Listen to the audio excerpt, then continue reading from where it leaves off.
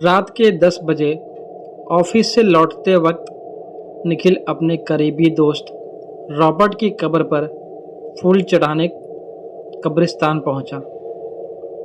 कब्रिस्तान के सामने अपने कार पार्क करके उसने कब्रिस्तान पर एक नज़र डाली।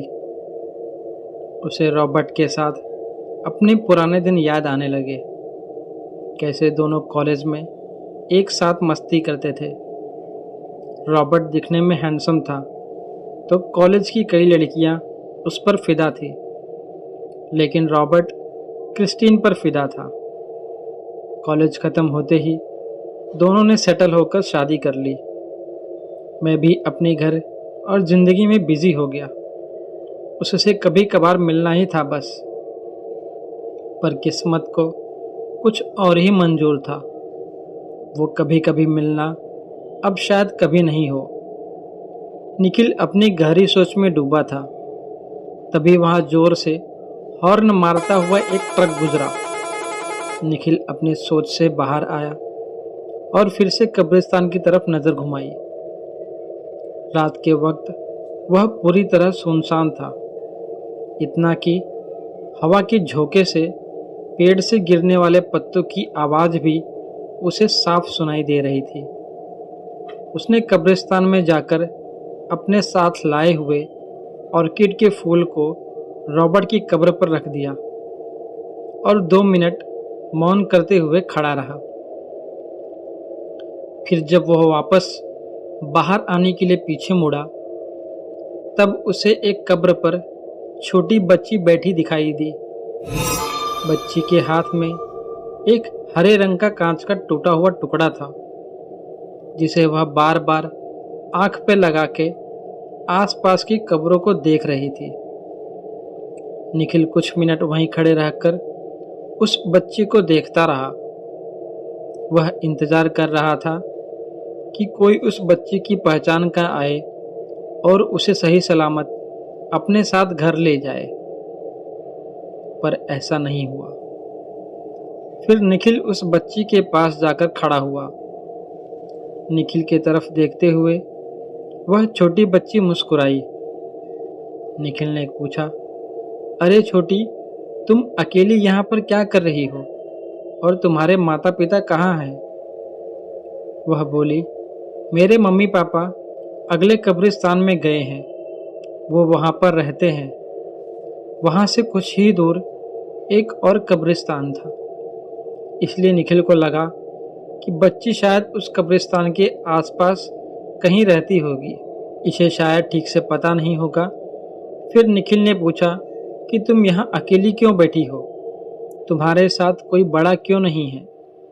बच्ची ने जवाब दिया, मेरे पिताजी मुझे यहाँ छोड़ के गए हैं।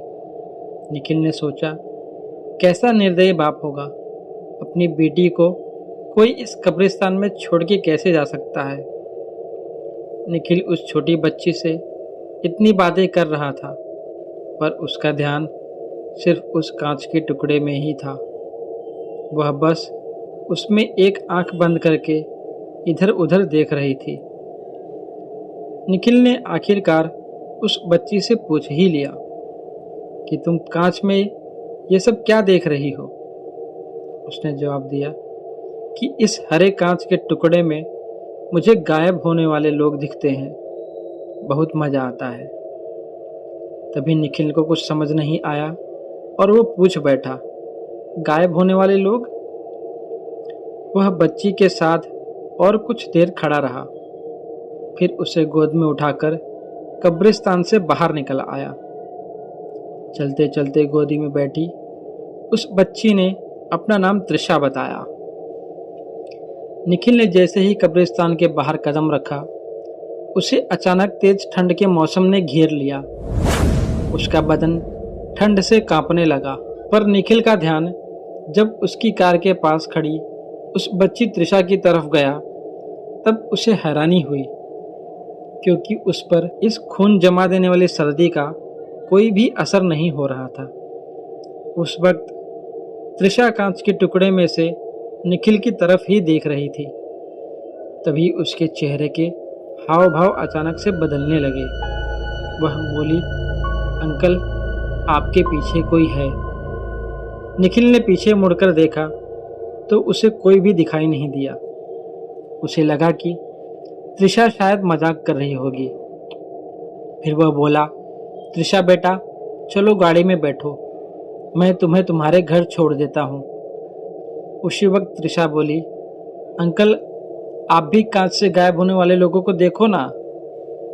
निखिल बोला, मैं बाद में देखूंगा, तुम बस कार में बैठो। पर बच्ची ने जिद पकड़ ली कि अभी के अभी देखना ही होगा। उसकी जिद पर निखिल ने जब वह कांच का टुकड़ा अपनी आंख के सामने लाया तब दहशत से उसकी आंखें फट गई, क्योंकि उस कांच में से जब निखिल ने कब्रिस्तान की तरफ देखा तो उसे वो सब दिखाई दिया जिसे कोई भी आम इंसान अपनी खुली आंखों से देख नहीं पाता। उसे दिखा कि अभी जो कब्रिस्तान सुनसान था, कांच में से देखने पर वहाँ बहुत सारे लोग घूमते हुए दिखाई दिए और उनमें से कुछ उसकी तरफ ही देख रहे थे। और जब उसी कांच के टुकड़े से उसने अपने आसपास नजर डाली तो 3 बदसूरत जले हुए प्रेत निखिल को घेर कर खड़े थे और त्रिशा की जगह उसे एक छोटा पिशाच दिख रहा था जो उसकी तरफ देखते हुए अपनी लार टपका रहा था। यह सब कुछ उसने कुछ सेकंड में ही देखा था। वह अपने साथ गोद में किसको उठा लाया है, यह सोचकर वह डर से अधमरा हो गया। उसने तुरंत कांच फेंक दिया और भागने के लिए कार का दरवाज़ा खोलने लगा। तभी उसे खी खी करके ऐसी शैतानी हंसी सुनाई दी और अगले ही पल पूरे कब्रिस्तान ने निखिल की दर्द भरी चीख सुनी, क्योंकि वह छोटा पिशाच निखिल की पीठ पर बैठा हुआ था और अपने नुकीले दांत निखिल की गर्दन में 2 इंच अंदर घुसाए हुए था और बड़े ही चाव से खून चूस रहा था।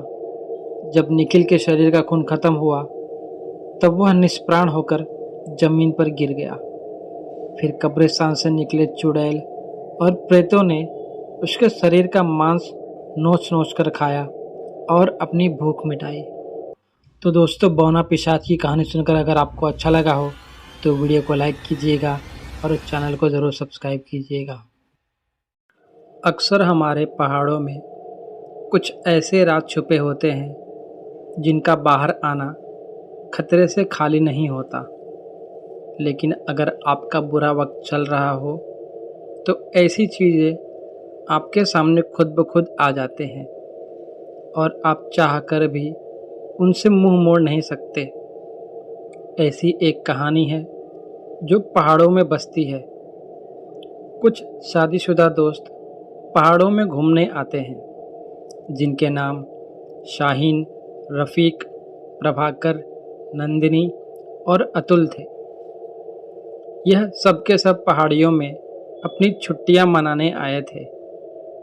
एक दिन ऐसे ही पहाड़ों में घूमते हुए उन्हें एक पेड़ के नीचे एक चिराग मिलता है जो देखने में काफ़ी पुराना होता है। चिराग को देखते ही उन्हें चिराग के जिन्न की याद आ गई जो लोगों की मनचाही ख्वाहिश पूरी करता है। प्रभाकर ने चिराग को उठाया और उसे घिसना शुरू किया, लेकिन काफ़ी घिसने के बाद भी उसमें से जिन्न बाहर नहीं आया। तभी रफ़ीक ने प्रभाकर के हाथ से चिराग लेकर देखा कि उस चिराग पर कुछ मंत्र लिखे हुए हैं। उसने सोचा शायद यह मंत्र पढ़कर चिराग के जिन्न को बाहर लाया जा सकता है। तो रफ़ीक ने उन मंत्रों को पढ़ना शुरू किया। उस मंत्र के ख़त्म होते ही वहाँ पर अचानक से बहुत धुआं दिखने लगा। उस धुएं के ख़त्म होते ही उनके सामने एक बड़ा सा जिन्न खड़ा हुआ था। पहले तो उसे देखते ही पांचों के पांचों सब डर जाते हैं, क्योंकि वह जिन्न जैसा उन्होंने सोचा था वैसा तो बिल्कुल नहीं था। फिर भी डरते डरते प्रभाकर ने जिन्न से बात करना शुरू किया। प्रभाकर ने बोला, क्या तुम हमारी ख्वाहिशें पूरी कर सकते हो? फिर जिन्न ने कहा, तुम 5 लोग कोई भी 3 ख्वाहिश मेरे से पूरी करवा सकते हो, लेकिन उसके बदले मुझे भी कुछ चाहिए होगा तुम लोगों से। अपनी ख्वाहिश पूरी करने के चक्कर में उन्होंने बिना कुछ सोचे समझे जिन्न को हाँ कर दी और उसकी बात मान ली। उन सबके हाँ कहते ही जिन्न के चेहरे पर डरा देने वाली खुशी थी, जैसे वह उनकी नहीं अपनी ख्वाहिश पूरी करना चाहता हो। फिर सबने एक एक करके अपनी ख्वाहिश मांगनी शुरू की। तो सबसे पहले प्रभाकर ने कहा कि उसे 25 करोड़ की लॉटरी लग जाए और वह अमीर बन जाए। प्रभाकर, जो कि एक गरीब घर से था, वो जल्दी ही अमीर बनने के लिए लॉटरी का टिकट लेता था, तो उसने अमीर बनने की ख्वाहिश पूरी करनी चाहिए। जिन्न ने प्रभाकर की ख्वाहिश सुनने के बाद कुछ मंत्र पढ़े, तभी प्रभाकर का फ़ोन बज उठा। यह फ़ोन उसके घर से उसकी माँ का था, जिन्होंने फ़ोन पर कहा कि प्रभाकर को 25 करोड़ की लॉटरी लगी है। लॉटरी की बात अपनी माँ के मुंह से सुनते ही प्रभाकर की खुशी का ठिकाना नहीं रहा। सबने देखा कि जिन्न सच में ख्वाहिश पूरी कर सकता है।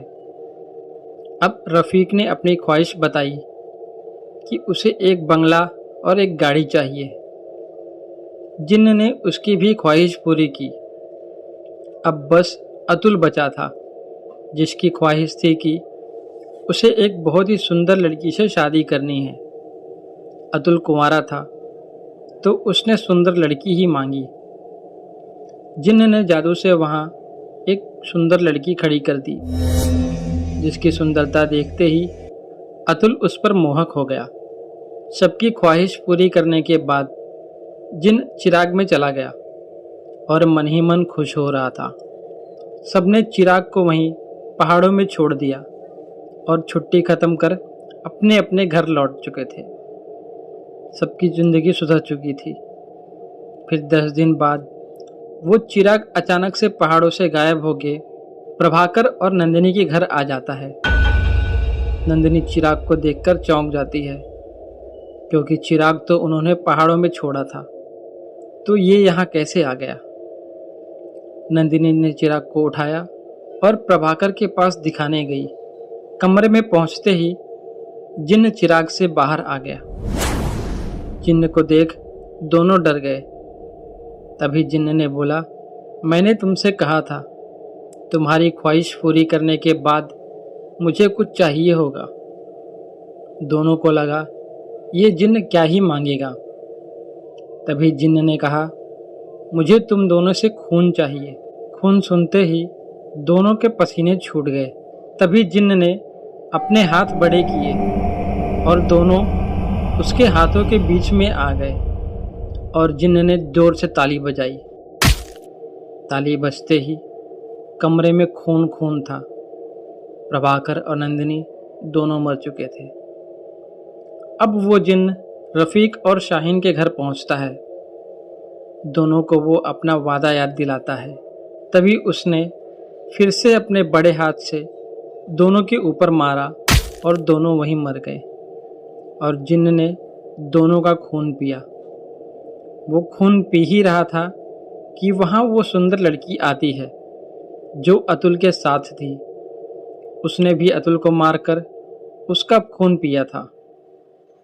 दरअसल वो जिन्न कोई आम जिन्न नहीं था, वो एक शैतान जिन्न था, जिसे जिन्न के समूह से सरदार को मारने की कोशिश करने के कारण श्रापित करके बाहर निकाल दिया गया था।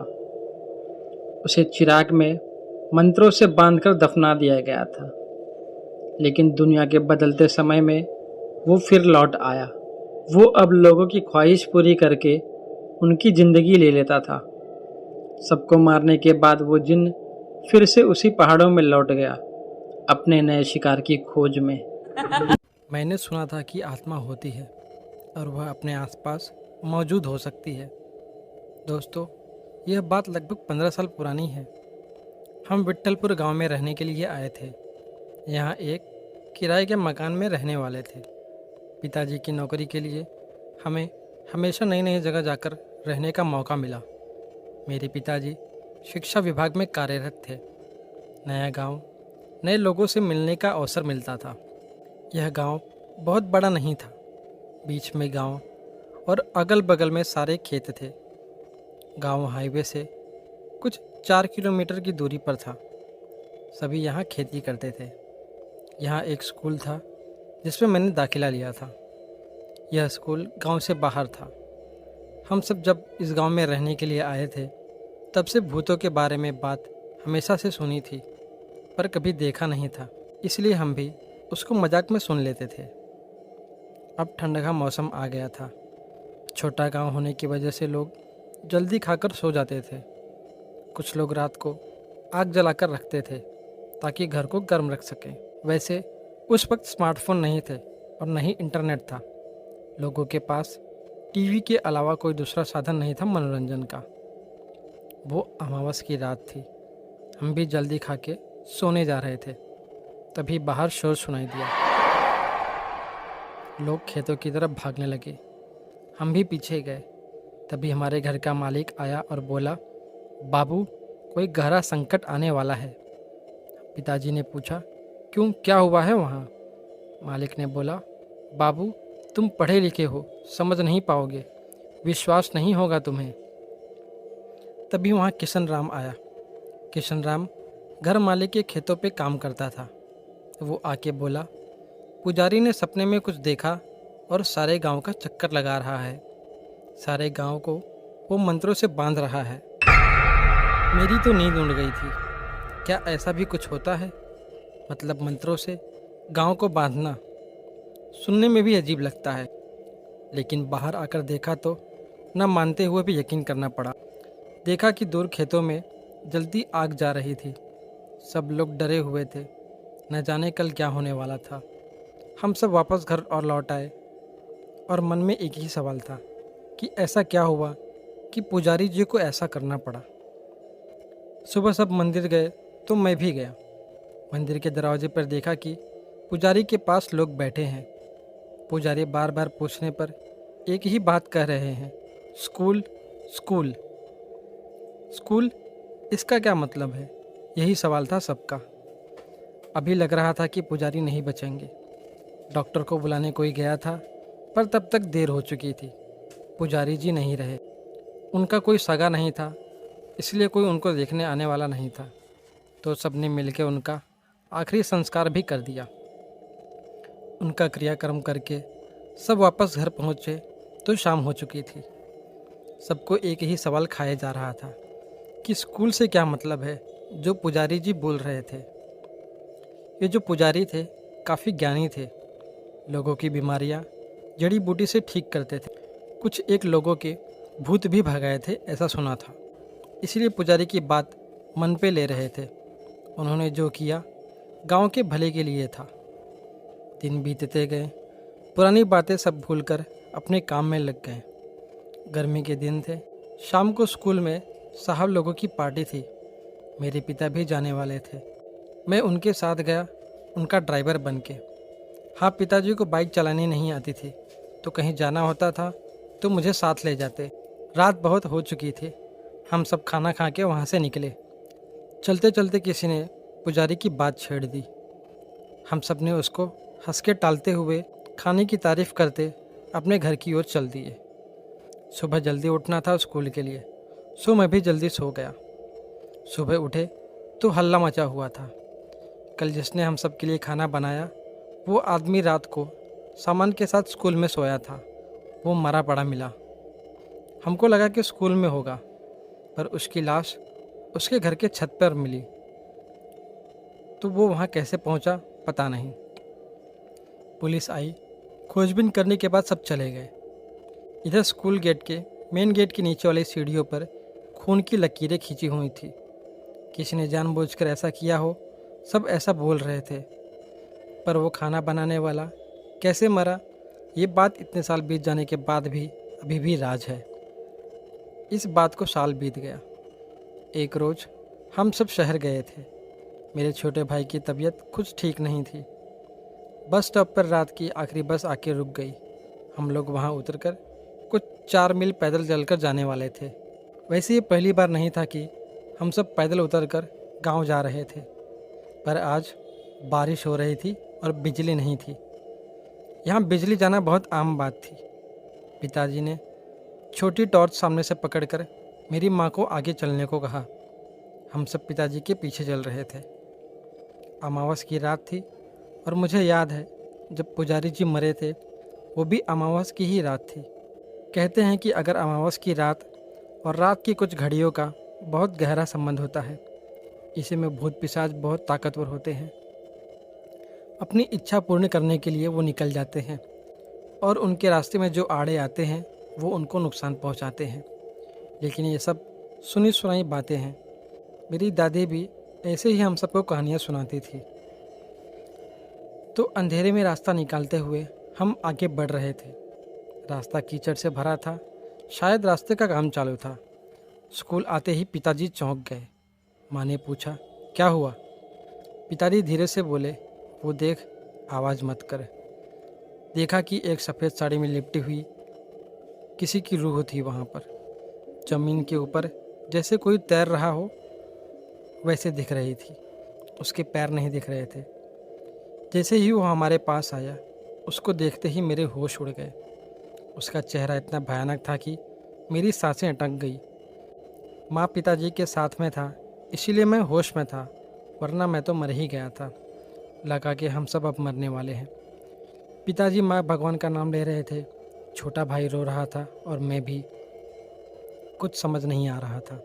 हम आगे जाने की कोशिश कर रहे थे कि यहाँ से जैसे तैसे भाग जाएं, पर जा नहीं पा रहे थे। उसने हमको बांध दिया था। हम सब चीख रहे थे, पर उस अंधेरे में हमारी चीख सुनने वाला कोई नहीं था। आगे जैसे मौत दिख रही थी। थोड़ी देर में हमारी चीख भी निकलना बंद हो गई। अचानक सब शांत हो गया और बिजली आ गई। रास्ते की बत्तियां जल चुकी थी। हम सबकी जान में जान आई। शायद भगवान ने हमारी सुन ली थी। वैसे ही वो आत्मा स्कूल की तरफ चली गई। हमने भगवान का शुक्रिया किया और वहाँ से गांव की तरफ चल दिए। गांव में पहुँचते ही सारी हकीकत घर मालिक को बताई। लोग भी जमा हुए थे। शायद हमारी मौत नहीं आई थी, इसलिए हम सब बचकर निकल गए। भूतों के बारे में कोई बताए तो हम सब उन पर हंसते हैं, यकीन कोई नहीं करता। वैसे ही हाल आज हमारा था। हम सबको सब कुछ सही बता रहे थे तो कोई हंस रहा था और कोई हम सबको डरपोक कहकर मन ही मन में मुस्कुरा रहा था। लेकिन हमारे साथ जो हुआ यह हम ही जानते हैं। अगले ही साल मेरे पिताजी का वहाँ से तबादला हुआ, पास के शहर में। हम सब ने सामान बांधना चालू किया। मेरे सारे पुराने दोस्त मुझे अलविदा कहने आए थे। रोते हुए मैंने सबको अलविदा कहा और सामान से भरी गाड़ी वहाँ से निकाली। हम सब ने उस स्कूल को आखिरी बार गाड़ी से ही देखा तो वो सफ़ेद साड़ी वाली रूह हमें दिखी। हम सब ने अपनी आंखों से मौत को करीब से देखा था।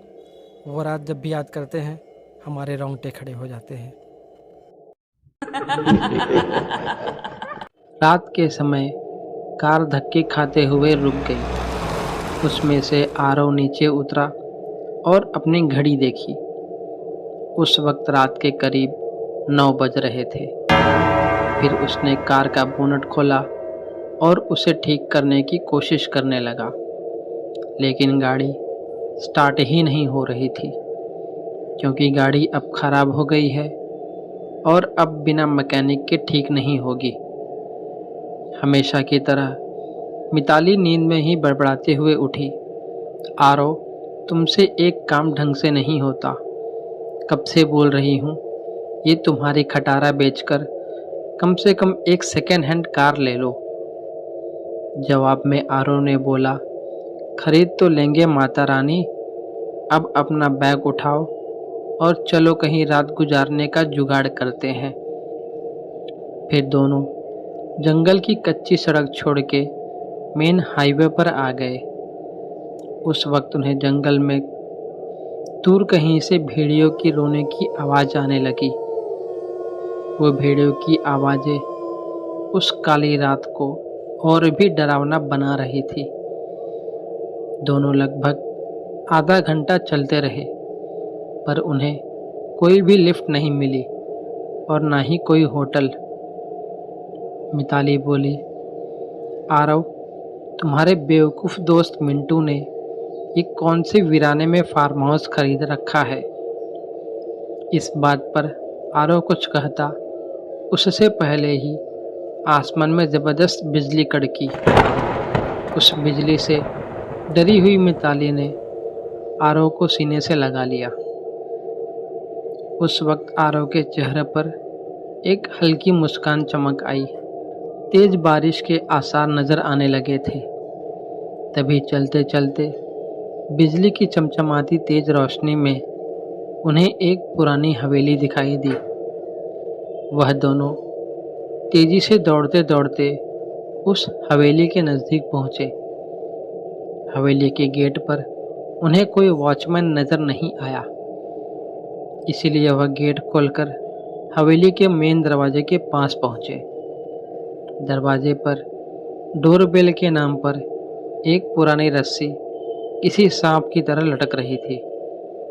उस रस्सी को आरव ने 2-3 बार खींचा, लेकिन अंदर से किसी भी घंटी की आवाज़ नहीं आई। फिर मिताली ने दरवाजे पर खटखटाने के लिए अपने हाथ आगे बढ़ा ही रही थी, उससे पहले ही अंदर से एक भारी आवाज़ आई, अंदर आ जाओ, दरवाज़ा खुला है। उन दोनों को ये बात अजीब सी लगी, क्योंकि अंदर से किसी भी घंटी की आवाज़ नहीं आई थी और न ही उन दोनों ने कोई आवाज़ की थी। फिर वह दोनों दरवाज़ा खोलकर अंदर गए। दरवाजे के ठीक सामने झूले पर एक आदमी शाही अंदाज में सिगार पी रहा था। उन्हें देखते ही आरव बोला, सर, हम यहाँ से कुछ ही किलोमीटर दूर हमारे दोस्त का फार्म हाउस देखने जा रहे थे, पर बीच रास्ते में हमारी कार खराब हो गई और मदद बुलाने के लिए मोबाइल में नेटवर्क भी नहीं है। क्या हम आपके फ़ोन से एक कॉल कर सकते हैं? झूले पर बैठे उस आदमी के चेहरे पर कोई भी भाव नहीं था। उसने कहा, ज़रूर कीजिए, टेलीफोन ऊपर के आखिरी कमरे में है। आरव ने उन्हें पहले अपना परिचय देना उचित समझा। उसने कहा, मेरा नाम आरव है और यह है मेरी पत्नी मिताली। जवाब में वह आदमी ने बोला, मेरा नाम दादा ठाकुर है, मैं इस हवेली का मालिक हूँ। आरव और मिताली हवेली को शान से देख ही रहे थे कि उनकी नज़र दादा ठाकुर के पीछे वाली दीवार की सबसे बड़ी फ़ोटो फ्रेम पर पड़ी, जो खाली थी। पूरे घर में तस्वीरें ही तस्वीरें थीं। उन सब में एक बात समान थी कि किसी भी तस्वीर में कोई भी हंस नहीं रहा था। सभी तस्वीरें बिल्कुल भी भावनाहीन थी। फिर आरव और मिताली दोनों ऊपरी मंजिल पर गए। आखिरी कमरे में जाकर लैंडलाइन से अपने दोस्त मिंटू को कॉल करने लगे। बहुत बार कोशिश करने पर भी फ़ोन नहीं लग रहा था। तभी मिताली की नज़र उस दीवार पर पड़ी। वहाँ एक और फ़ोटो फ्रेम टंगी थी। उसमें भी कोई तस्वीर नहीं थी, सिर्फ़ और सिर्फ खाली फ्रेम था। उन्हें यह बात थोड़ी अजीब लगी। फिर दोनों नीचे गए और दादा ठाकुर से बोले, आपके लैंडलाइन से फ़ोन नहीं लग रहा है। दादा ठाकुर बोले कि यहाँ की फ़ोन लाइन हमेशा गड़बड़ रहती है, दोबारा से प्रयास करें, या फिर चाहे तो आप आज की रात आप दोनों यहीं रुक जाएं। मिताली और आरव कमरे में जाकर फिर से कॉल लगाने की कोशिश करने लगे, पर सब बेकार। आखिर में दोनों ने रात में वहीं रुकने का निर्णय लिया। बेड पर लेटते ही दोनों की आंख लग गई। रात के करीब 1:30 बजे आरव की नींद अचानक से खुल गई और वह एक बार फिर से अपने दोस्त को फ़ोन लगाने लगा, लेकिन उस वक्त फ़ोन पूरी तरह डेड था। हाथ से फ़ोन नीचे रखते हुए आरव की नज़र दीवार पर गई।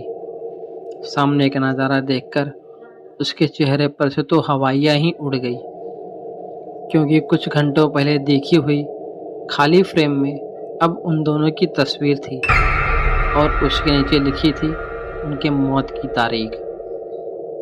उसने मिताली को उठाया और उसे तस्वीर दिखाई। वह बोली, यहाँ कुछ तो गड़बड़ है आरव, हमें अभी के अभी यहाँ से निकलना होगा। फिर दोनों ने वहाँ से सरपट दौड़ लगाई।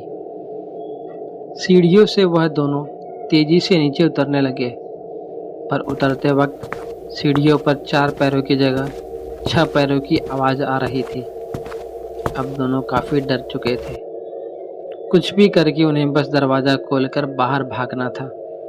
पर दरवाजे के पास पहुंचने के बाद जब दोनों ने उसे खोलने की कोशिश की, पर उनकी कोशिश नाकाम रही, क्योंकि दरवाज़ा किसी ने बाहर से बंद कर दिया था और अब वह दोनों उस बुतहा हवेली में कैद हो चुके थे। आरव और मिताली दरवाज़ा पीट रहे थे, मदद के लिए चिल्ला रहे थे। उसी वक्त बदकिस्मती से बिजली चली गई और मौत ने अंधेरे की चादर में सब कुछ ढक लिया और चारों तरफ शमशान का सन्नाटा फैल गया। मिताली अपने कांपते हुए हाथों से मोबाइल टॉर्च चालू करने लगी। जैसे ही उसने मोबाइल की टॉर्च चालू की, उसकी रोशनी सबसे पहले सामने वाली उस बड़ी फोटो फ्रेम पर पड़ी, जिसे आते वक्त उन दोनों ने खाली देखा था। उस खाली फोटो फ्रेम में अब झूले पर बैठे दादा ठाकुर की तस्वीर शैतानी मुस्कान दे रहे थे और अगले ही पल दादा ठाकुर तस्वीर से धीरे धीरे गायब होने लगे और उनके नीचे रखा हुआ झूला बिना हवा के झूलने लगा। उस भयानक मंजर को देखकर मिताली की घिघी बैठ गई और आरव बस बेसुध होकर देखता ही रहा। कुछ ही पलों में मोबाइल भी स्विच ऑफ हो गया और अब उस उजाले में मिताली और आरव को वहाँ पर एक दूसरे की सांसों की आवाज़ ही आ रही थी, पर अब अंधेरे में उन्हें कई सारे लोगों के सांस लेने की आवाज़ सुनाई देने लगी। एक एक करके सभी आवाज़ें उनके नज़दीक आ रही थी। कुछ ही पलों में दर्द भरी चीख के साथ उन दोनों की तस्वीर भी बाकी तस्वीरों के साथ हवेली की दीवार पर टंग गई और दादा ठाकुर झूले पर बैठे सिगार पीते हुए किसी और मेहमान का इंतज़ार करने लगे। हमारे जंगलों में ऐसे बहुत से राज दफन हैं जिनको अगर खोला जाए तो कयामत आ जाए। ऐसे कुछ राज चाह कर भी कभी दफन नहीं हो पाते और जब वो बाहर आते हैं तो लोगों का जीना मुश्किल हो जाता है। महाराष्ट्र के पूर्वी प्रदेश, जहाँ बहुत घना जंगल है, ये बात वहीं की है। बड़े शहरों में तो समाज काफ़ी सुधर चुका है, लेकिन यहाँ आदिवासी जमात के लोग अभी भी पूजा पाठ, बलि देना, ये सब बातों में बहुत यकीन करते हैं और उनका फ़ायदा लेने वाले उनको इसी में डुबा के रखते हैं। जहाँ शिक्षा और ज्ञान की कमी हो, वहाँ फिर और क्या होगा। घने से जंगल में बसा एक गांव उमरिया। यहाँ न डॉक्टर का कोई अता पता है, न ही ज्ञान का।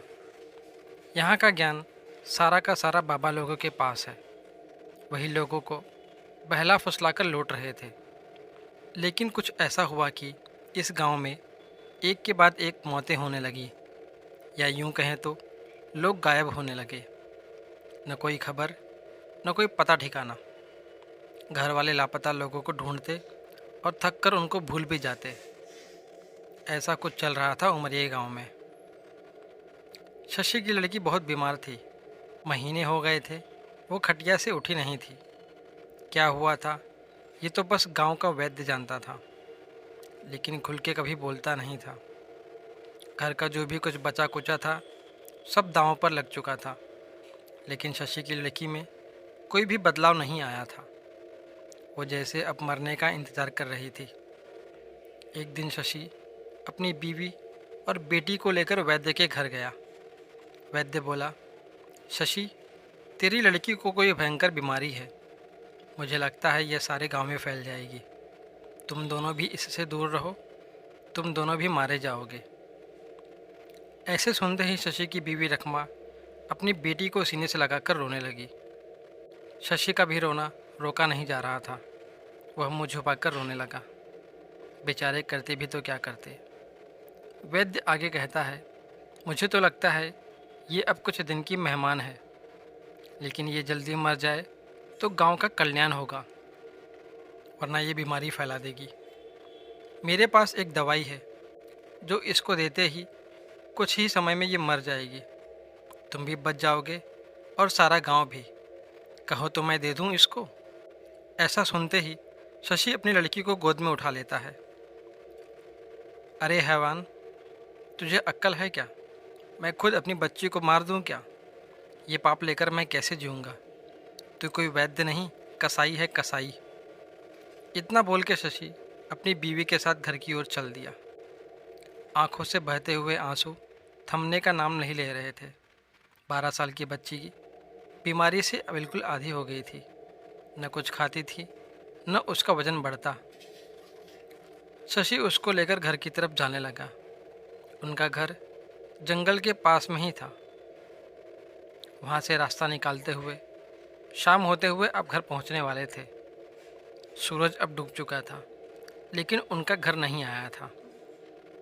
तभी अचानक शशि के कान में कोई फूंक मार के चला गया ऐसा लगा।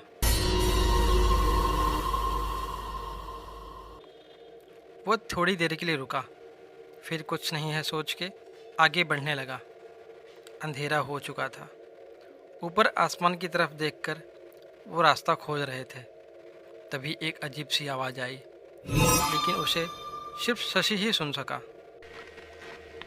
अपनी बच्ची को ठीक करना चाहता है? वो आवाज़ बहुत ही डरावनी सी थी, मानो कितने सारे कौवे एक साथ चिल्ला रहे हों। अगर हाँ है तो कल रात को सामने की टीले के पास आ जाना। और वो आवाज़ अचानक से गायब हो गई। शशि ने अपनी बीवी से पूछा, तुमने कुछ सुना क्या? और उसने ना में ही जवाब दिया। घर जाकर शशि उसी के बारे में सोच रहा था। क्या ये सच था या मेरा कोई वहम? लेकिन अगर ये सच हुआ तो वो यही सोच में डूबा हुआ था। सुबह हुई, लेकिन शशि को तो रात का इंतज़ार था। वो यहाँ वहाँ घूम रहा था। उसके मुंह से शाम का निवाला भी नहीं उतर रहा था। उसको अपनी लड़की की तबीयत जो ठीक करनी थी। वो थैला उठाकर जंगल की तरफ जाने लगा। उसको पता था कि यह जंगल शापित है, यहाँ नरभक्षी पिशाचनी का ठिकाना है। लेकिन अपनी लड़की की तबीयत के सामने उसको कुछ भी दिखाई नहीं दे रहा था। उसकी बीवी ने उसको रोकते हुए बोला, इतनी रात को कहाँ जा रहे हो? शशि ने कहा, मैंने सुना है उस पहाड़ी पर कोई नया बाबा आया है, बहुत पहुँचा हुआ है। उससे मिलकर आता हूँ, शायद कुछ फ़ायदा हो जाए। और वह सीधे जंगल की तरफ चलने लगा और सामने जंगल में गुम हो गया। वो सीधा कल वाली जगह तलाशने लगा। वो उस टीले के पास पहुंचा और उसने आवाज़ लगाई, मैं आ गया हूँ, मेरी लड़की को ठीक करने का कोई उपाय बताओ। तभी आवाज़ आती है, मुझे पता था तू आएगा। अब वो सामने प्रकट हो गई। वो भयंकर रूप में ज़मीन के ऊपर उड़ रही थी। सड़े मांस की गंध आने लगी थी। उसका डरावना काला रूप देखकर शशि के पसीने छूटने लगे, हाथ पांव कांपने लगे, क्योंकि वो एक पिशाचिनी थी। तू डर मत, मैं तेरी लड़की को ठीक कर दूंगी। लेकिन मेरा एक काम है, वो तुझे करना होगा। बोलो, मंजूर है तो मैं आगे बोलूँगी। पिशाचिनी की ये बात सुनकर शशि बोल पड़ा, अगर मेरी बच्ची ठीक हो जाए तो मैं सब कुछ करने को तैयार हूँ। पिशाचिनी आगे कहती है, यहाँ कल एक बकरे की बलि देनी होगी। तू उसको मारेगा और यहाँ ज़मीन में गाड़ के चला जाएगा। इतना तुझे करना है और तेरी बच्ची ठीक हो जाएगी। इतनी सी बात है, इसलिए शशि वहाँ से भागता हुआ घर पहुँचता है। और दूसरी रात को जब सब सो जाते हैं, घर का एक बकरा अपने कंधे पर लाद कर जंगल में चला जाता है। वहाँ जाकर उस बकरे की बलि देकर गड्ढे में दफन कर चला आता है। यहाँ घर पहुँचते ही देखकर चौंक जाता है। उसकी अपनी आंखों पर यकीन नहीं होता। उसकी लड़की उठकर खाना खा रही होती है। वो ये देखकर खुशी से झूम उठता है। वो भी साथ में बैठकर खाना खाता है। सुबह फिर शशि उस जंगल में जाकर पिशाचिनी का शुक्रिया करने का सोचता है। वहाँ पहुँचते ही वो पिशाचिनी एकदम से प्रकट होती है। भयंकर मांस के सड़ने की गंध और कौवों का चिल्लाना। आ गया तू। मैंने अपना काम कर दिया, लेकिन अगली अमावस्या को मुझे एक और बलि चाहिए, यहीं पर, लेकिन इस बार इंसान की।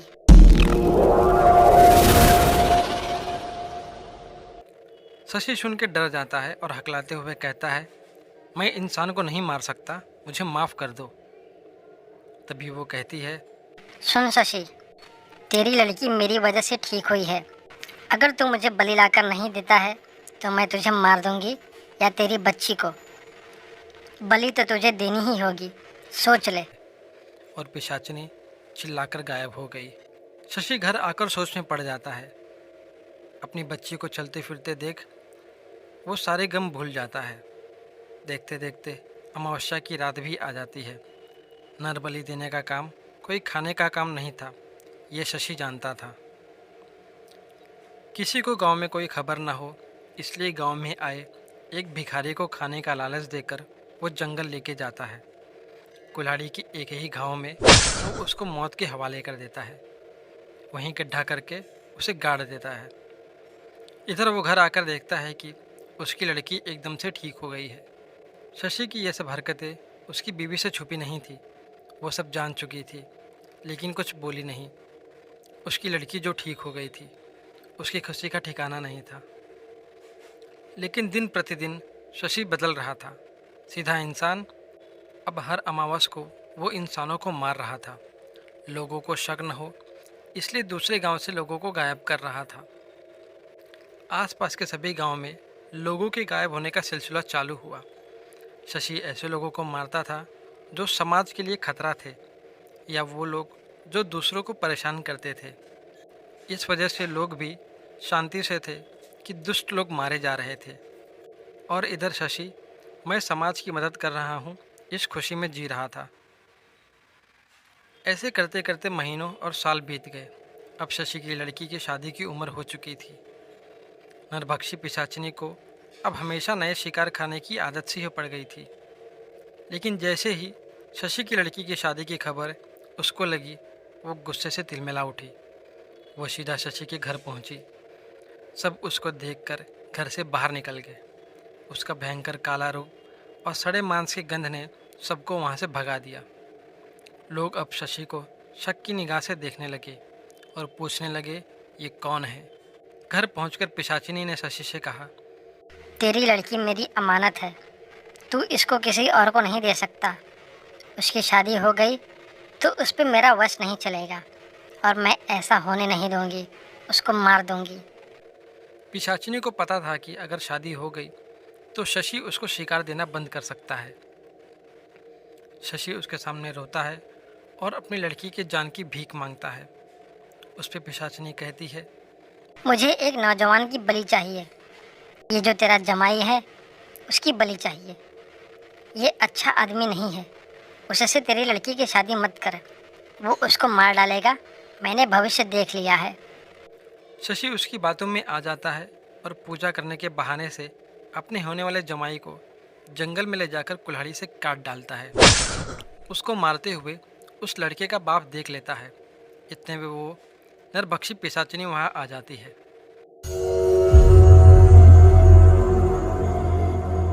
शशि, आज तक तूने सभी बुरे लोगों को मारा था, लेकिन सबसे पहली बलि वो भिखारी जो कि बेगुनाह था, और ये तेरा जमाई भी बेगुनाह था। लड़की के प्यार में तू तो अंधा था, अब तू पाप करके पापी बन गया है, अब तो शैतान बन गया है। इतना कहकर वो हंसने लगी और उसकी हंसी चारों दिशा में गूंजने लगती है। पीछे से जमाई का बाप शशि पर टूट पड़ता है। ये देख पिशाचिनी जमाई के बाप में प्रवेश कर जाती है और शशि को मार डालती है, और शशि को मारने के बाद वो उसके शरीर से निकल जाती है। ये सब देख के जमाई का बाप कुछ समझ नहीं पाता, क्या हुआ ये सोचते रहता है। वो अब खूनी बन गया था। अपने लड़के की लाश के पास बैठ के रोने लगता है। तभी पिशाचिनी की आवाज़ आती है, तू अपने लड़के को जिंदा देखना चाहता है? अगर हाँ, तो शशि की लाश को गड्ढे में डाल के दफना दो और मुझे हर अमावस की रात को एक इंसान की बलि ला कर दो। अगर मंजूर है तो बोलो। लड़के का बाप मजबूर हो जाता है। सामने लड़के को मरा देखकर पिशाचनी को हाँ कहता है और उसके हाँ कहते ही उसका लड़का जिंदा हो जाता है और ये सिलसिला जारी रहता है। मंगला नाम की एक लड़की थी। वह अपने बेडरूम में खेल रही थी। जब उसने अपनी माँ को रसोई से बुलाते हुए सुना, वह नीचे की ओर भागी। उसकी माँ ने कहा, मंगला, यहाँ आओ, मुझे तुमसे कुछ पूछना है। यह क्या है? क्या तुम जानती हो कि मेहमानों के लिए बने केक किसने खाए? मंगला ने कहा, नहीं, मुझे नहीं पता। क्या तुमने केक खाया? उसकी माँ ने फिर से पूछा। नहीं माँ, मैंने नहीं खाया। मंगला घबराहट से अपने हाथ मरोड़ रही थी। मंगला, मुझे पता है कि तुम कब झूठ बोल रही हो। उसकी माँ ने कहा, एक चोर हमेशा झूठ बोलकर जीवन में शुरुआत करता है। पुलिस हमेशा चोर को पकड़ती है और चोर को हमेशा सज़ा दी जाती है।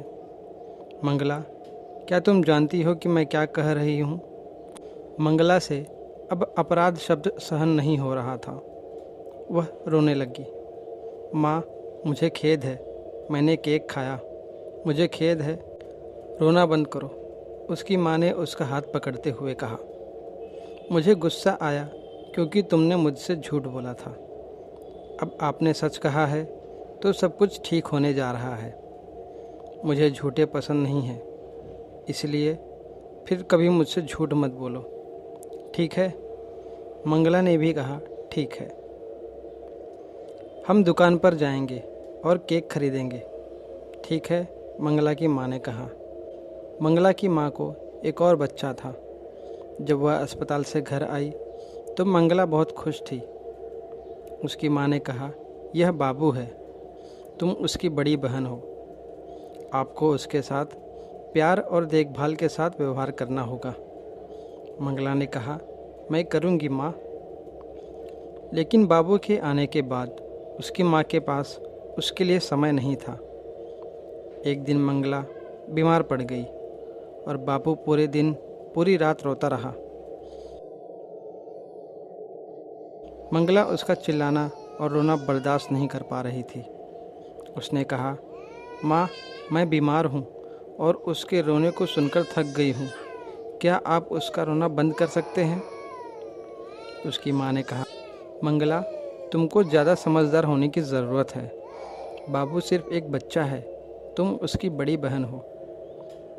मंगला रोई और बोली, आप हमेशा बाबू के बारे में ही सोचते हो। मेरे पास तो आपके लिए समय ही नहीं है। मैं भी आपके साथ समय बिताना चाहती हूँ। मैं तुम्हारे साथ दुकान जाना चाहती हूँ, तुम्हारे साथ पार्क में जाना चाहती हूँ, तुम्हें गले लगाना चाहती हूँ। उसकी माँ ने कहा, तो अपना मुंह बंद करो और इतना स्वार्थी होना ठीक नहीं है। मंगला रोती हुई ऊपर की ओर भागी और दरवाज़ा खोला और खुद को अपने कमरे में बंद कर लिया। उस शाम उसने रात के खाने के लिए नीचे आने से इनकार कर दिया। इसके बजाय वह अपने कमरे में ही रही। सोते हुए सपने में उसने खुद को अंधेरे में चलते हुए देखा। वह अपनी माँ के कमरे में गई और बच्चे के पालना में टिप टॉक किया। फिर उसने अपने छोटे भाई को उठाया और नीचे ले गई। सपने में मंगला ने पिछला दरवाज़ा खोला और बाबू को बगीचे में लाया। वहाँ चंद्रमा की रोशनी में उसने शेड से एक फावड़ा निकाला, गीली घास में एक छोटा सा गड्ढा खोदा और अपने छोटे भाई को जिंदा दफन कर दिया। सुबह तो मंगला हिल ही नहीं रही थी और पसीने से ढकी हुई थी। वह बीमार महसूस कर रही थी। सपना इतना वास्तविक लग रहा था और वह घबरा गई। उसने सोचा, बाबू तो अभी छोटा है, मैं उसकी बड़ी बहन हूँ। मुझे इस तरह की चीज़ों के साथ रहना सीखना होगा। मैं माँ को मुझे माफ़ करने के लिए कहने जा रही हूँ। तभी उसकी माँ उसके कमरे में घुस आती है। उसके चेहरे से आंसू बह रहे थे। मंगला की माँ ने कहा, मंगला, क्या तुम जानती हो बाबू कहाँ है? जब मैं आज सुबह उठी तो वह अपने पालने में नहीं था। क्या तुम कुछ जानती हो? मंगला ने नामे सिर हिलाया। क्या तुम सच बोल रही हो? मेरी कसम खाओ। मंगला ने कहा, आपकी कसम। उसने कमज़ोर रूप से कहा। उसकी माँ ने कहा, ठीक है, मुझे उसे खोदने में मदद करो। उन्होंने ऊपर से नीचे तक घर की तलाशी ली, लेकिन बाबू नहीं मिला। वे बच्चे को ढूंढते हुए सड़क पर ऊपर नीचे भागे, लेकिन वह कहीं नज़र नहीं आया। अंत में उसकी माँ घुटनों पर गिर गई और रोने लगी। वो कहाँ गया? वह कहाँ हो सकता है? उसे चलना भी तो नहीं आता। वह इस तरह कैसे गायब हो सकता है? मंगला घबराहट से अपने हाथ मरोड़ रही थी। तभी मंगला की माँ चिल्लाई और उसने पूछा, क्या तुम कुछ जानती हो? क्या तुम्हें पता है कि बाबू के साथ क्या हुआ? मंगला ने कहा, नहीं, मुझे नहीं पता माँ। इस बात पर मंगला की माँ भड़क गई और उन्होंने कहा, मैं तुम्हें आखिरी चेतावनी दे रही हूँ, सच सच बता दो और झूठ मत बोलो। मंगला ने अपनी बात को नकार दिया, लेकिन उसकी माँ जानती थी कि मंगला कब झूठ बोल रही है। फिर उन्होंने उसे चिल्लाकर पूछा कि बताओ बाबू कहाँ है? मंगला अब अपनी माँ को मना नहीं कर सकती थी। उसने खिड़की से बाहर देखा और बगीचे में एक छोटे से टीले की ओर इशारा किया। उसकी माँ चिल्लाई, नहीं, हे भगवान, नहीं, यह सच नहीं हो सकता। उसने अपनी माँ का हाथ पकड़ने की कोशिश की। उसकी माँ चिल्लाई, मुझे मत छुओ, तुमने बाबू को मार डाला है ना? तुमने उसे मार डाला क्योंकि तुम ईर्ष्या कर रही थी। मंगला रो पड़ी और कहने लगी, मेरा मतलब ये नहीं था, मेरा मतलब ये नहीं था। उसने अपने बेटे की गर्दन पकड़ी और उसकी जान लेने लगी। जब तक उसे होश आया, मंगला रसोई के फर्श पर मरी पड़ी थी। अचानक दरवाजे की घंटी बजी। उसकी माँ को होश आया कि उसने क्या कर दिया। डरते डरते उसने जब दरवाज़ा खोला तो देखा कि उसका पड़ोसी बाहर खड़ा है। उन्होंने बाबू को गोद में उठा रखा था। उन्होंने कहा, हमने उसे बाहर रेंगते हुए पाया। वह रात के दौरान अपने पालने से बाहर निकल गया होगा। अच्छी बात यह है कि कुछ बुरा होने से पहले हमने उसे ढूंढ लिया और अपने साथ ले गए। इस गलतफहमी ने मंगला की माँ ने मंगला की जान ले ली। उन दिनों में शहर में एक कारखाने में नौकरी करता था। एक दिन मेरा दोस्त मनीष गुप्ता अचानक काम पर न आने से मुझे उसकी डबल शिफ्ट करनी पड़ी थी। इस वजह से मुझे देर रात 12:30 बजे घर लौटना पड़ा। मैं काम पर आने जाने के लिए साइकिल का इस्तेमाल करता था। मुझे रोज़ घर जाने के लिए एक छोटा सा जंगल पार करना पड़ता था। उस रात आसमान में चमकते पूर्णिमा के चांद की रोशनी में आसपास की चीज़ें ठीक ठाक दिख रही थी। जंगल का सन्नाटा थोड़ा डराने वाला था। थोड़ा आगे जाने पर भेड़ियों की और झिंगुरों की आवाज़ सुनाई देने लगी।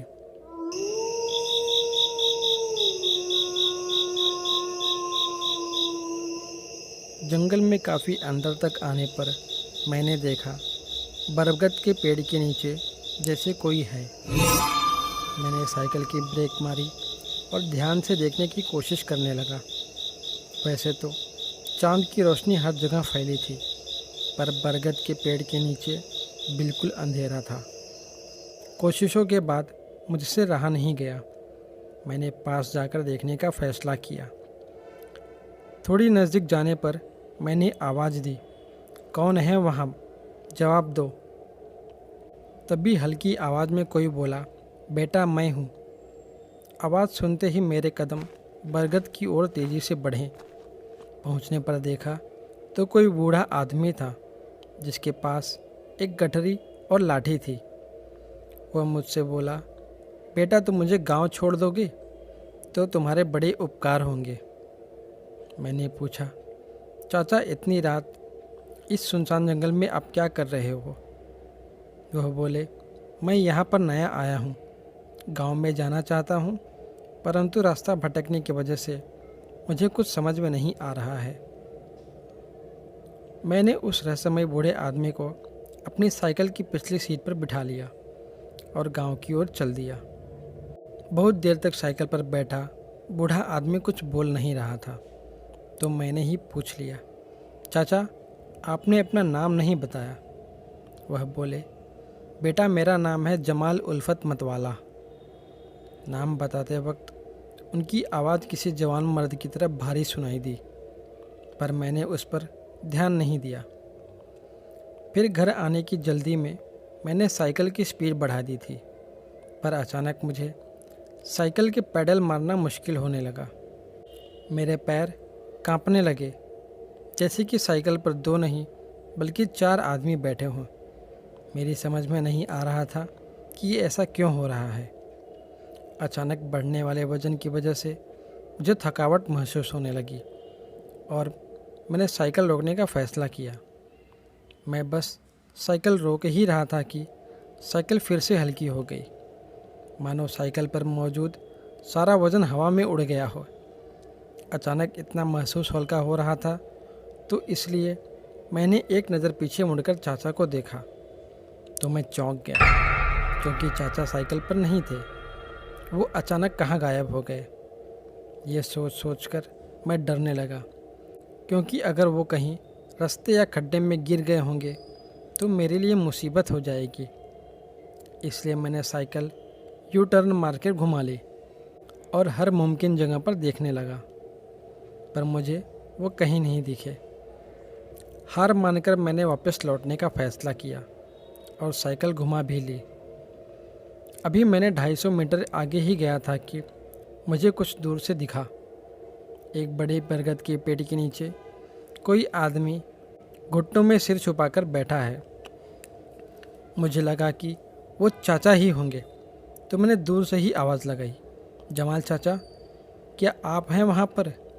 पर मुझे उस आदमी में कोई हलचल नहीं दिखी और न ही कोई जवाब मिला।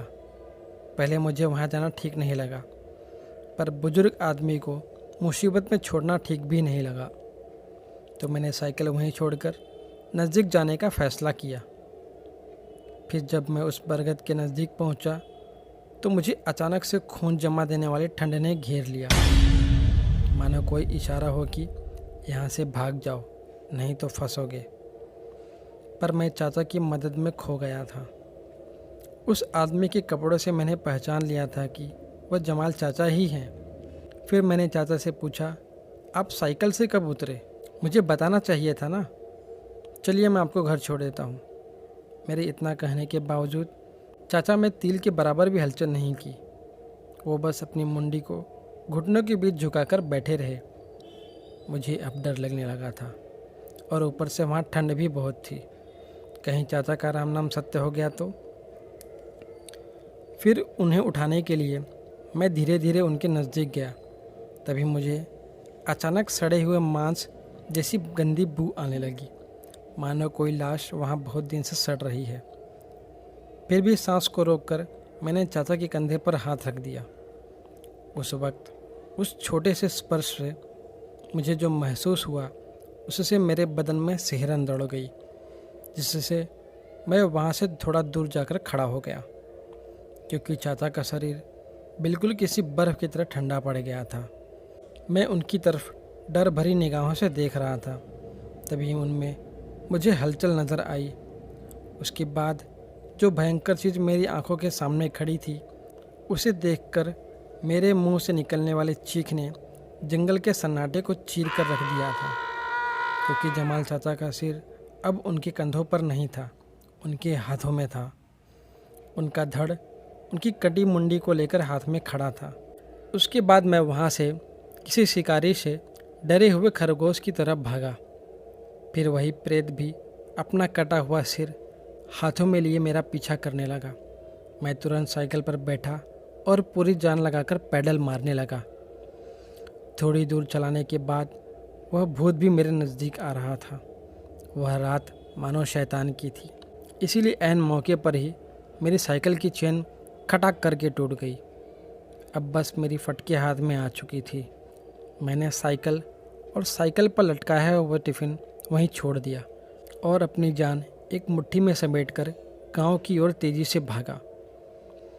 और जब मैंने गांव के मुख्य प्रवेश द्वार के अंदर कदम रखा और एक नज़र मैंने पीछे देखा तो उस शैतानी बला ने मेरे पीछे आना बंद कर दिया था। वह भयानक बरगद का खबीस मुझे देखता ही रहा, क्योंकि गांव के प्रवेश द्वार के पास हनुमान जी का एक मंदिर था और प्रेत में इतनी ताकत कहाँ थी कि वो वहाँ कदम रख सके। तो इस तरह मैं बरगद के खबीस से बच चुका था। समीर और उसका छोटा भाई वीरू अपने मामा के घर से छुट्टियां बिताकर घर लौट रहे थे। घर जल्दी पहुँचे, इस वजह से समीर ने जंगल वाले रास्ते का शॉर्टकट ले लिया, मगर वीरू उस रास्ते से आने के लिए तैयार नहीं था, क्योंकि बड़े बूढ़ों से उसने जंगल में चुड़ैल और भूत प्रेतों की कहानियाँ सुन रखी थी। वह बोला, भैया मैं जंगल के रास्ते से नहीं जाऊंगा, क्योंकि वहाँ चुड़ैल का साया है। समीर बोला, क्यों तू बेकार में डर रहा है? तेरा बड़ा भाई है ना तेरे साथ। और ये भूत प्रेत चुड़ैल कुछ नहीं होता, सिर्फ मनगढ़ंत कहानियाँ होती हैं। और फिर हम घर भी तो जल्दी पहुँचेंगे। किसी तरह समझा बुझा के समीर ने उसे मना लिया और कार पक्की सड़क छोड़ के जंगल के रास्ते पर मोड़ ली।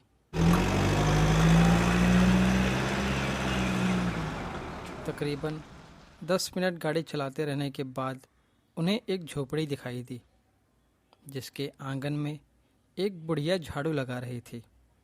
समीर बोला, देख छोटे, जंगल में कोई रहता भी है। वीरू बोला, भाई पक्का इंसान ही है ना, या फिर कोई चुड़ैल? समीर बोला, फट्टू साले, तू कहीं ले जाने के लायक नहीं है, तू सो जा। इतना बोल के समीर उस पर हंसने लगा। आगे चलकर थोड़ी देर बाद उन्हें फिर से वही झोपड़ी दिखाई दी और वही बुढ़िया आंगन में बैठी थी। वीरू बोला, समीर भाई, देखो वही बुढ़िया और झोपड़ी यहाँ फिर से आ गई। लगता है आज हम मरने वाले हैं। समीर बोला, फिर से हो गया तेरा चालू? कोई और झोपड़ी भी तो हो सकती है, बुढ़िया को हमने नज़दीक से थोड़ी देखा है। ये बोलकर उसने वीरू का मुंह बंद करा दिया। पर थोड़ी देर बाद जब वही झोपड़ी फिर से दिखी तो इस बार समीर की भी फटके हाथ में आ चुकी थी। डर से उसका चेहरा पीला पड़ने लगा और वीरू के चेहरे की तो हवाइयाँ ही उड़ चुकी थी। समीर वीरू से बोला, मुझे तेरी घड़ी दे। वीरू रोते रोते बोला, क्यों, मरने से पहले मेरी घड़ी लेना चाहते हो क्या? बोला था ना जंगल के रास्ते मत चलो। समीर बोला, तू सिर्फ घड़ी दे और रोना बंद कर, बाकी मैं संभालता हूँ। वीरू ने घड़ी निकालकर गुस्से में समीर की ओर फेंक दी। समीर ने घड़ी में टाइम देखा तो शाम के 5 बज चुके थे। उसने वह घड़ी कार से उस झोपड़ी के नज़दीक रास्ते में एक जगह गिरा दी और गाड़ी तेज़ी से भगाई।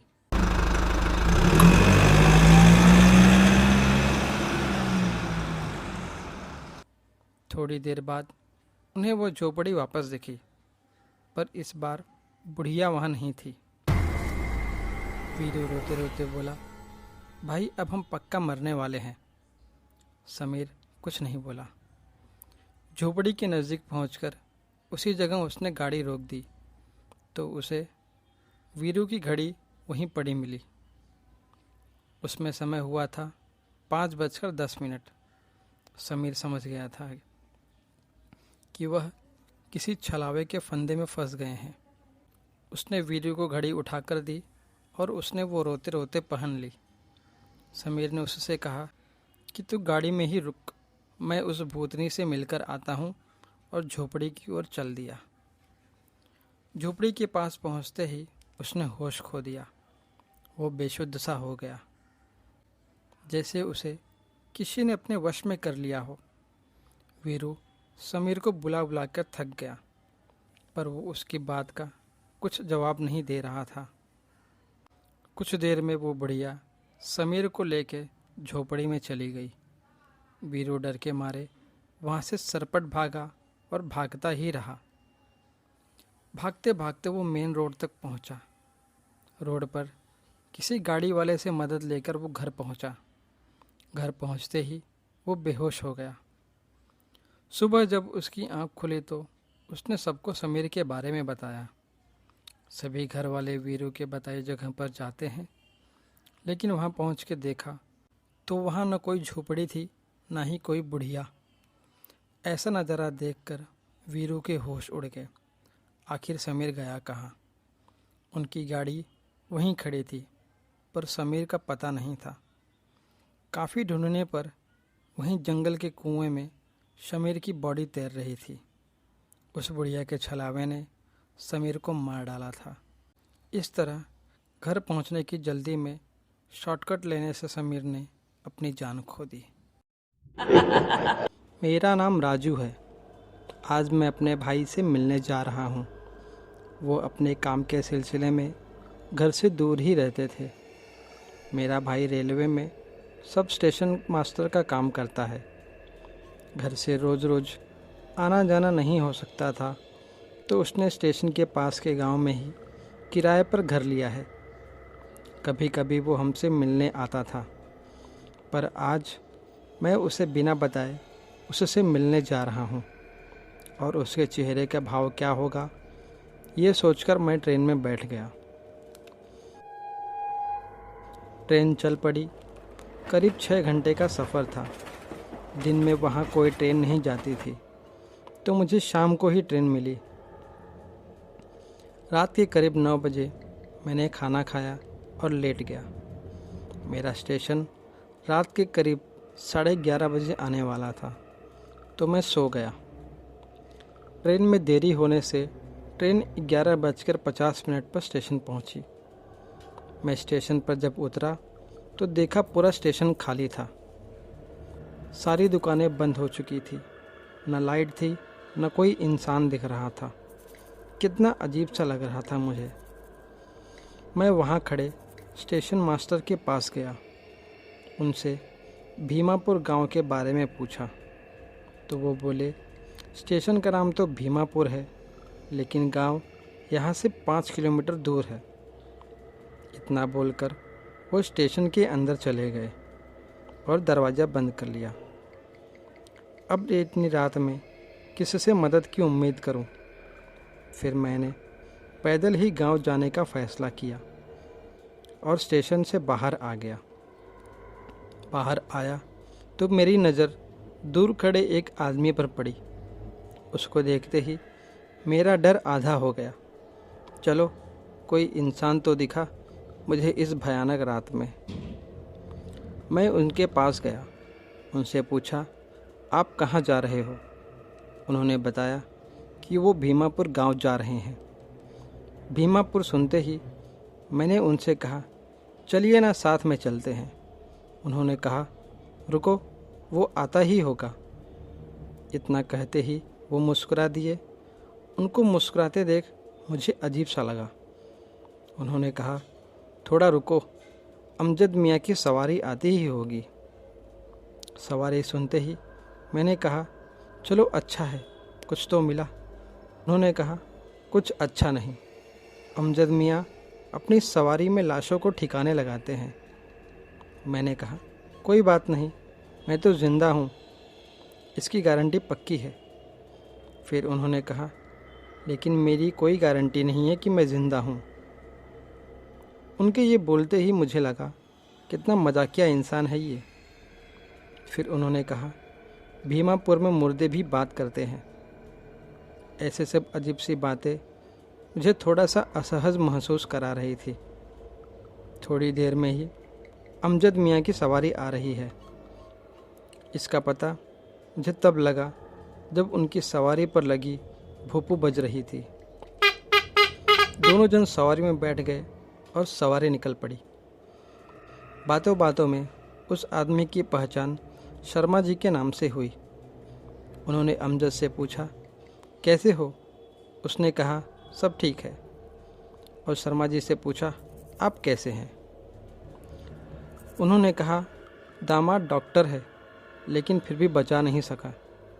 मुझे समझा नहीं ये क्या बात कर रहे थे, तो मैंने शर्मा जी से पूछ लिया कि क्या हुआ था आपको?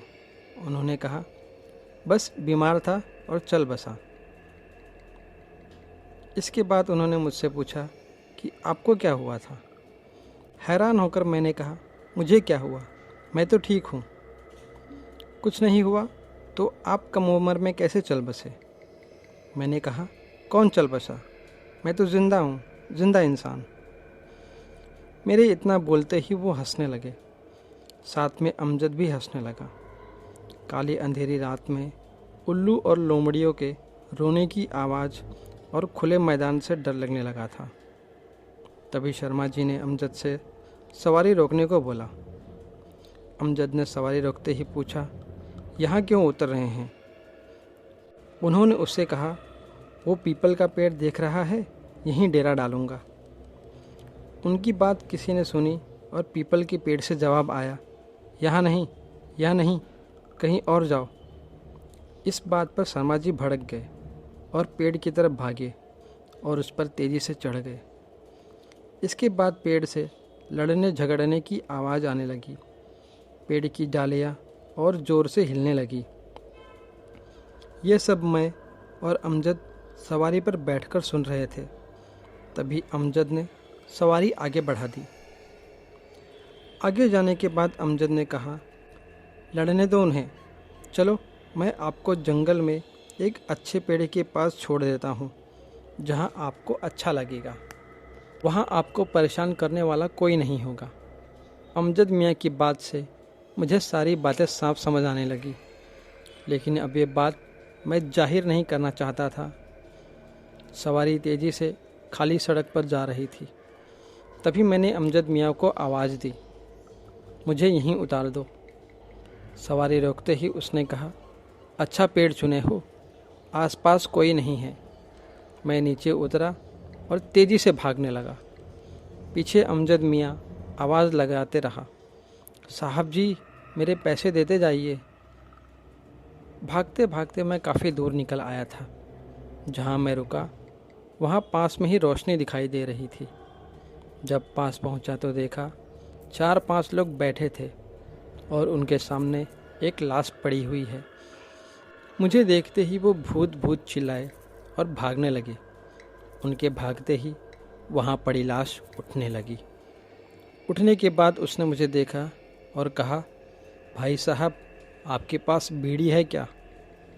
और उसके हाथ मेरी तरफ बढ़ने लगे और उसका हाथ बड़ा होने लगा। यह देखकर मैं वहीं गिर पड़ा। होश आया तो मैं अपने भाई के कमरे में था। भाई ने कहा, बिना बताए कहीं जाने से कुछ भी हो सकता है। बस वही आखिरी बार था जब मैं अकेले कहीं गया था। ट्रेन तेजी से भागी चली जा रही थी। संध्या काल का समय था।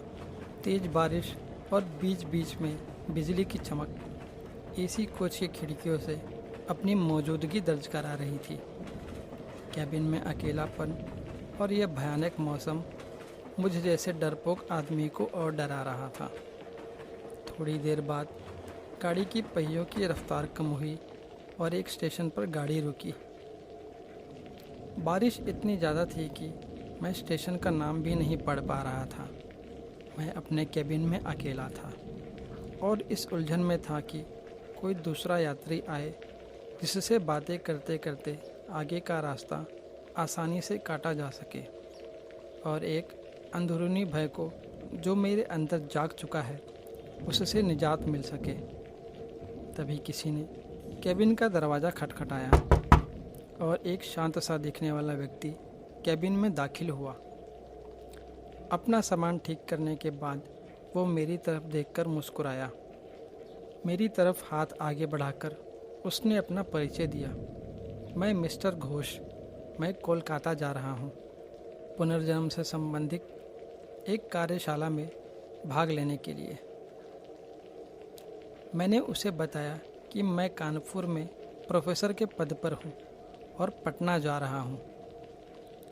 बातें करते करते उसने कुछ खाने का सामान निकाला और मुझसे भी खाने के लिए कहा, लेकिन मैं बहुत ही शंकित व्यक्ति का प्राणी, ट्रेन में किसी भी अजनबी के द्वारा दिए गए खाने को लेना संभव नहीं था मेरे लिए। मैंने बहुत विनम्रता से उनके आग्रह को ठुकराया। वो भी कम उस्ताद नहीं था, कसकर हंसा और बोला, आप शक कर रहे हैं मेरे ऊपर? अभी तो कुछ नहीं हुआ, देखिए आगे आगे क्या होता है। उसके यह शब्द सुनकर मुझे सांप सा सूंघ गया, किंतु मैंने किसी तरह अपनी घबराहट को छिपाया। कोई स्टेशन आने पर वो उतरता और ट्रेन चलने के बाद किसी दूसरे कंपार्टमेंट में चढ़कर फिर आ जाता। पूछने पर बोलता कि बीच बीच में रेलवे की नौकरी भी कर लेता हूँ। थोड़ी देर बाद मैं और वो विभिन्न विषयों पर चर्चा करने लगे। उसने पुनर्जन्म से संबंधित बातें शुरू की और पुनर्जन्म को अंधविश्वास बताया। थोड़ी देर बाद उसने मुझसे पूछा कि क्या आप भूत प्रेत पर विश्वास करते हैं? मैंने कहा बिल्कुल। वो ज़ोर से हंसा और बोला, यह सब बकवास है। मुझे भूतों पर विश्वास था, किंतु वो भूतों के अस्तित्व को नकारता रहा। रात अपने चरम पर पहुंच चुकी थी। चर्चा के बाद मैं अपने कैबिन में सोने का प्रयास कर रहा था। अचानक मुझे ऐसा अनुभव हुआ कि कोई मेरे गले पर गर्म अंगार रख रहा है। मैं हड़बड़ा कर उठा। कहीं कोई नहीं था मेरे अलावा उस कक्ष में। मेरा वह सहयात्री था जो सामने की बर्थ पर लेटा घोड़े बेचकर सो रहा था। फिर मैं भी सोने का प्रयास करने लगा।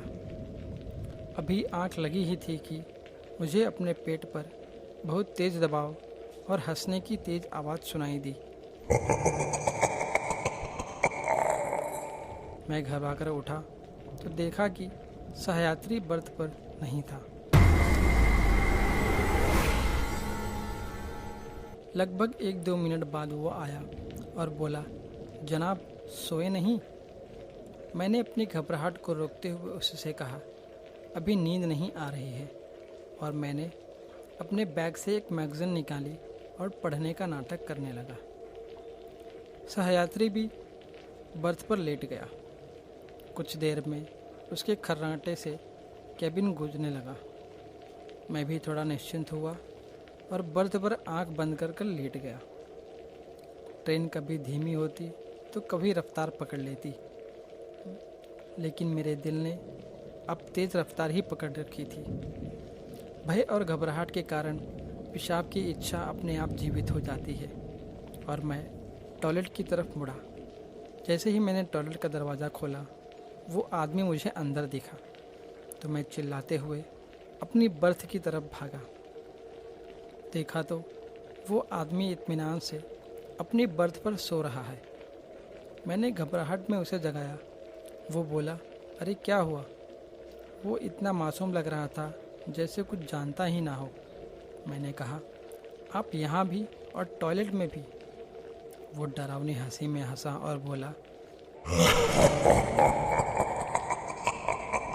मैं कितने भी रूप में कहीं पर भी जा सकता हूँ। घबराहट के मारे मैं पसीने से तरबतर बिल्कुल निर्जीव सा खड़ा रहा उसके सामने। वो बोला, तुम्हें भूतों पर विश्वास था ना? मैं तुम्हें तुम्हारे विश्वास का प्रमाण देना चाहता था। तुम्हारे जैसे लोगों के कारण ही हम भूत पिशाच लोगों का अस्तित्व है।